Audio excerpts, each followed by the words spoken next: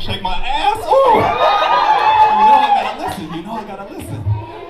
Oh, Cherokee National Holiday, look at ya. I haven't seen this many drunk Indians at Dwayne since last week. Yeah. God bless you. Well, we got any whiteys in the room with us tonight? Get the fuck out of here. Y'all already had 4th of July, goddamn. Let us have our moment. Let us have our moment. No, I'm just kidding. My great-great-grandma was a Caucasian princess. So I'm cool with whitey. No, thanks for coming out. Because, you know, we haven't got to have Cherokee Holiday in, what, 2 years now? So, yeah, we weren't even sure that we were going to get to have it this year because all those numbers kept going up. And, of course, the numbers I'm talking about are y'all's blood pressure.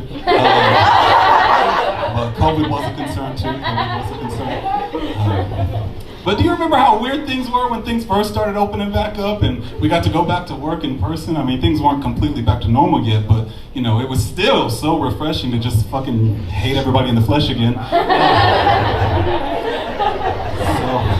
nice. You know, once things started opening back up again, I try to get out there in the dating scene, but I had gained so much weight during the pandemic, I had to lose quite a bit of weight, and I actually now have 6-pack abs on Tinder, at least. They'll never know the difference. I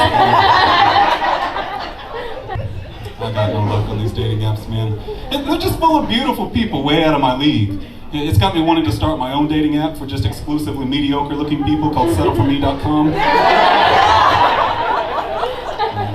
I may not be a 10, but I'm not the bottom of the bin.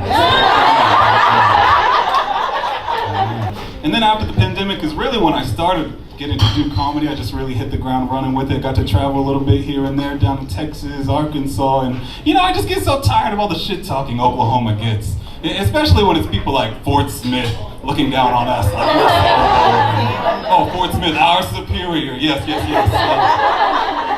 Every time I go there, I'm like, the endless possibilities of Fort Smith. What should I do first? Go to another football game? Start an opioid addiction? The possibilities.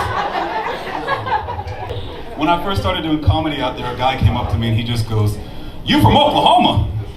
Why?"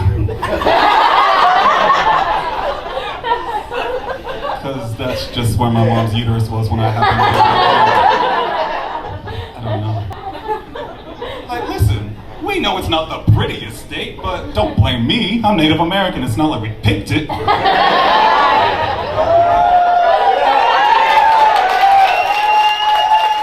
they got ancestors saw it in a pamphlet somewhere and said, "Oh girl, now that looks nice."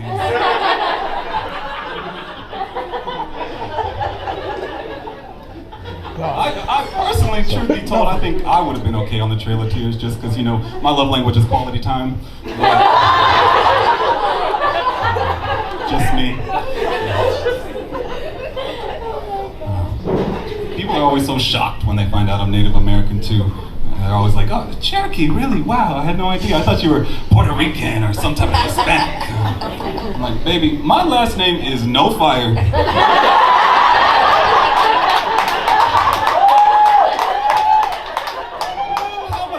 Indigenous name could I have? What could I possibly change that to make it sound more native? Zebadiah corn planter? Zebadiah one with the wind? I don't know. People ask you all kinds of crazy things when they find out you're Native American. Ask you all kinds of questions you don't have answers to. I find myself saying things like, "No, I do not have a buffalo soup recipe.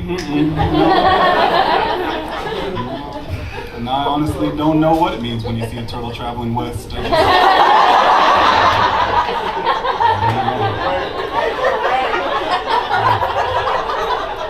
just have such a hard time differentiating who we are today versus who we were hundreds of years ago.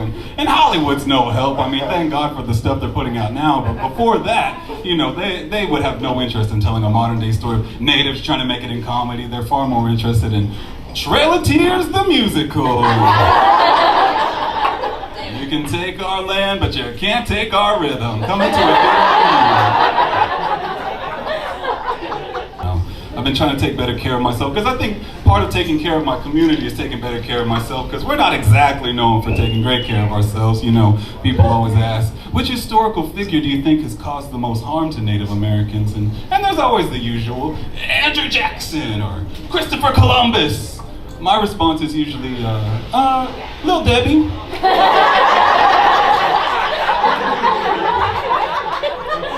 She really took a toll on the community. Everybody wants to talk about the Trail of Tears, but nobody wants to talk about that Trail of Crumbs. You gotta put the goddamn cheese nips down for 5 minutes, and you might be alright.